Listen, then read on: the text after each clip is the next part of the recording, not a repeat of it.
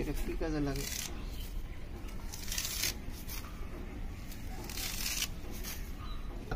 অর্থাৎ নিম গাছের পাতা। এই পাতাটা যদি সরিয়া ব্লেন্ডার করিয়া আপনি খ্যাত কীটনাশকের পরিবর্তে মারেন, কীটনাশকের চেয়ে বেশি কাজ করব। কারণ আমাদের দেশে সব ওষুধই নকল। এখন পল্লী অঞ্চলে সারের ডিলার আছে, ওষুধের ডিলার আছে, কিন্তু সিটিতে কোনো ডিলার নাই। সিটিতে যেই কৃষকরা আছে তারা সব কিছুর থেকে বঞ্চিত। তারা 2 নম্বর ওষুধ, 3 নম্বর ওষুধ, 4 নম্বর ওষুধ, পচা ওষুধ, ডেট ছাড়া ওষুধ এগুলা ব্যবহার করে। কারণ সিটিতে কোনো ডিলার নাই, ওষুধও সারেরও ডিলার নাই।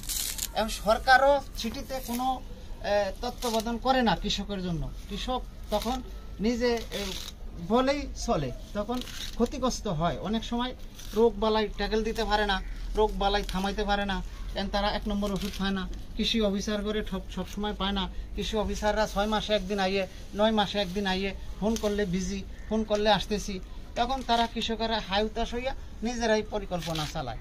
তো এই যে দেখাটা আপনি ব্লেন্ডার করিয়া অথবা বাটিয়া, যার বাড়ি ব্লেন্ডার নাই, বাটিয়া সুন্দর করিয়া মেশিনে দিয়া পানিটা ছাইকিয়া আপনি ওই পানিটা খেতে ব্যবহার করেন। ধান, ফসল, শাক, সবজি, পেঁপে গাছ এবং তিত করলা গাছ সর্ব জায়গায় আপনার কীটনাশক হচ্ছে বেশি কাজ করবো এটা। কেননা এটা হলো আল্লাহর প্রকৃত তৈরি জিনিস। এটা হলো গাছের পাতা লতা। আল্লাহ পৃথিবীতে যা তৈরি করছেন সব মানুষের কল্যাণে করছেন। কোনো বিনা কল্যাণে, বিনা প্রয়োজনে, বিনা কারণে কোনো কিছুই আল্লাহ সৃষ্টি করেন না। আল্লাহ তাআলা এক একজনের এক একটা গাছের ভিতর, এক একজনের এক একটা ফসলের এক একটা গুণ আছে। যেমন শাক সবজি, ফল ফ্রুট না খাইলে মানুষের ভিটামিন সি, ক্যালসিয়াম সব কিছু শর্ট করে, কিন্তু লবণ না খাইলে মানুষের শরীরে সব কিছু সমস্যা দেখা দেয়। এবং ভিটামিন না খাইলে এগুলো গাছরা এগুলারও আল্লাহ তাআলা ভিটামিন দিয়া দিছে। ভিটামিন খাইলে যেমন গরু শুকনা খের খায়, সেখানেও ভিটামিন আছে। কাঁচা খের খায়, সেখানেও ভিটামিন আছে। এই কাঁচা পাতা তো আল্লাহ তাআলা ভিটামিন রেখে দিছে। এটা কীটনাশকের চেয়েও বেশি কাজ করে।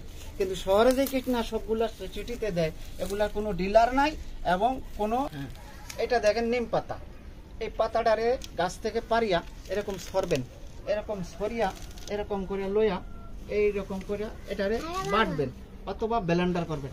করিয়া আপনি মেশিনে পানিটা ছাইকিয়া ময়লাটা মানে যে কাঁচরাটা আছে কাঁচরাটা গুড়িগুলা ফালে দিয়া পানিটা লইয়া বোতলে অত স্প্রে দিবেন।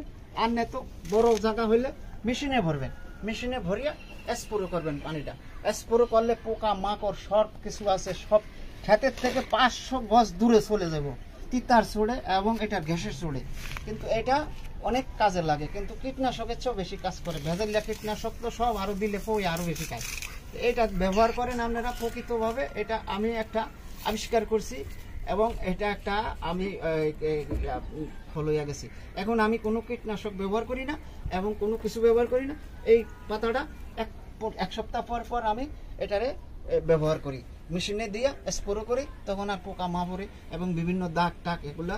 খুব করলা গাছও করতে পারেন, কুমড়া গাছও করতে পারেন এবং শশা গাছও করতে পারেন এবং এটারে ভেন্ডি গাছও করতে পারেন এবং এটারে লাল শাকও দিতে পারেন, এটারে মিডা কুমড়াও তো দিতে পারেন, কাঁচা কুমড়া তো দিতে পারেন, শশা তো দিতে পারেন। সর্ব জায়গায় এটা ব্যবহার করতে পারবেন।